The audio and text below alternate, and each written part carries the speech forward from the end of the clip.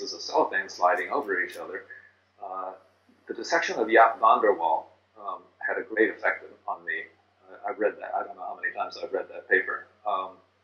And the understanding that down, if you're looking at the forearm, if you look down at the carpal tunnel, where in the complicated motions of your fingers, all those tendons have to go past each other. That's, of course, where Gamberto did most of his photography, was in the carpal tunnel.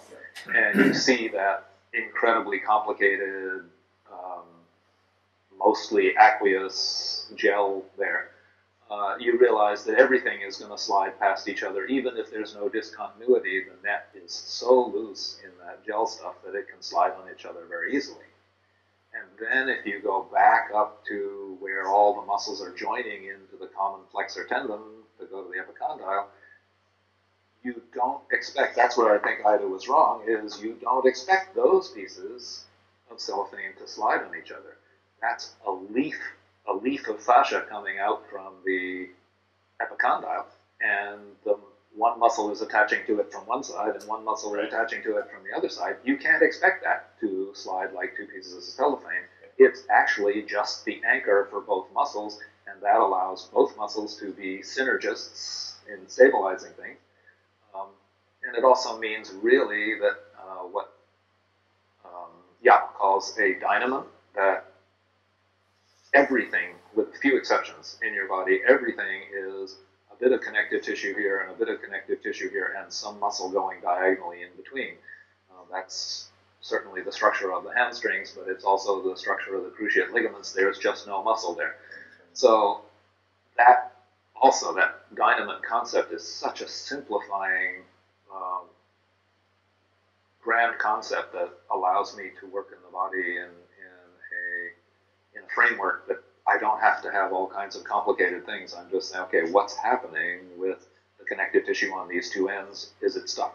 Right. Now, I'm sorry, I have a hard time getting to the cellophane, but right in the middle here, that's where we expect down here at the tendon end, everything's got to glide on each other.